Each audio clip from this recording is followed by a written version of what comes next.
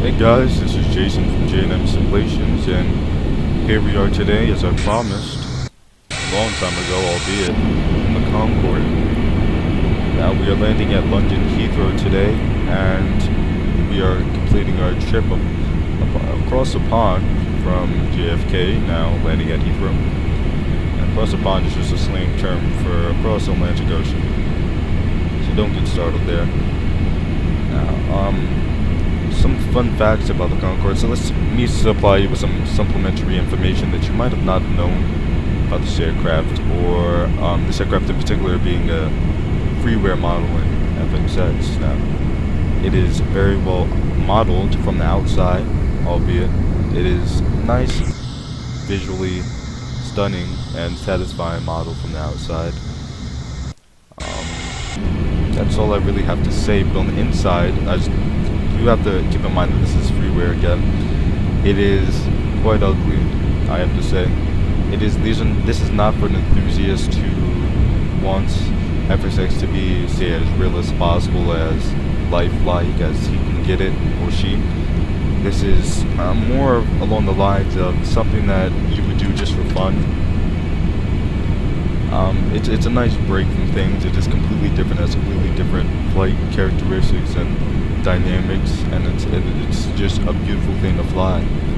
Now this plane, like the Russian variant, the Tu-144D, is a supersonic plane, and this is the inferior one, as much as many Americans or British people may hate to exclaim that it is the truth. The Russians did make a superior supersonic plane, on paper at least. It can go further and fly faster, so that it's more efficient than the Concorde is. But for today, we're just going to stay with the Concorde since this is an icon. So today we are lining up at runway 27 right, and we are in an ILS approach. This old plane, surprised that it had ILS. And one thing about ILS is that it gives the computer command of the airplane. It's like an autopilot but for a landing system. And so what it would do is that it would land the airplane for you as long as you have it in the right conditions, set up at the right altitude, given the distance. Now as you can see, there are, if you look right about here, there is a yellow triangle, and once it hits the middle, the airplane should take over with the pitch of the aircraft. That wouldn't have to touch it at all, and it would start to descend, slash ascend, given what the radio towers are pushing towards it. Now this is not a Cat 3 compatible aircraft, and this is a Cat 3 airport. But once both airport and approaches are like Cat 3, then the airplane could, in theory, land itself completely. It can flare and slow down to the same exact speed that you would want it to completely. But now this is an older incarnation of Cat, and so we're going to have to take that into our own hands by disengaging the auto throttle once we come into a certain vicinity of the runway, and we'll have the rest in our hands. This is going to be a normal approach from there. But one thing that I've said before in my other videos is that of this aircraft is that this is a extremely different and diverse way to fly an aircraft, because this model of an aircraft is completely different from what I have been flying. And any simulator, actually, it is different. It's a nice challenge, actually. And you won't be bored with this aircraft trying to get it to say its max cruising altitude, which is 60,000 feet, and Mach 2.2, which is incredibly fast, considering that this is a hunk of metal with the engine strapped onto it. Now, the air friction, just one little fact, the air friction once you're up there going at Mach 2.2 is so intense that it stretches the fuselage by 8 inches. The aircraft grows 8 inches, depending on the situation, and that is incredible because the cabin and the crew they don't notice it, but it's engineered in just a way so that, you know, it wouldn't affect the flight performance. So right now, we're about to get a flaps warning, but just ignore that because this aircraft doesn't have flaps, and that's due to the retention of the lift. Flaps. There it is. The retention of the lift that this airplane has due to the wing design is immaculate and incredible for its time. And that's due to like the dart shape. It holds a lot of air on it because it has a lot of surface area given its weight. Flaps. So right now we're gonna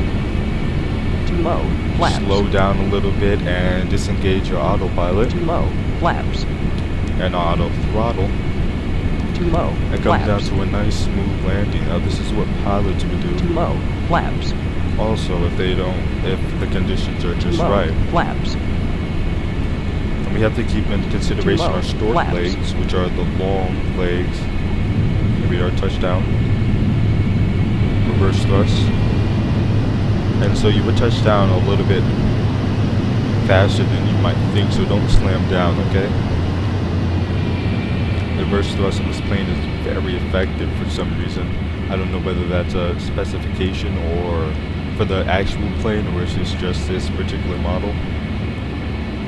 But it's something to get used to, as is life. Just taxiing here, go for the nearest gate, and call it a video.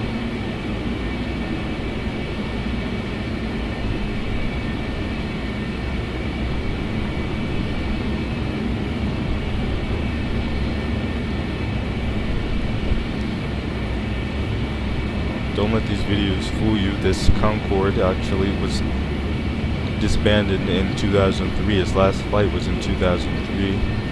And I don't know if it's going to come back, but it doesn't show any sign of it. It was a terrible accident. If you want to know the details, you should look it up. But there was a terrible accident where all of the crew and all the passengers died due to a piece of scrap metal. And well, it's history now. So we're just gonna line up right here, and we have to remember that our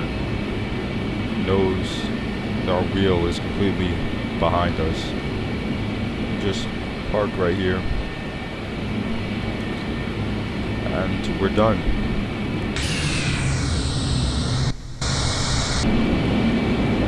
So from 0 to Mach 2.2 to 0 again, this is a Concorde landing at Heathrow from all the way to New York in less than 3 hours. And due to the rotation of the Earth and our flight time, we have actually gone ahead in time. So this is like a little time machine. So catch me in my next video where I talk about FTC Live Cockpit, and that enhances your experience by a pilot by 1,000 folds. It truly does. So look forward to that, and check out some other videos. I know Matt posted a lovely video on the 777 that you should watch.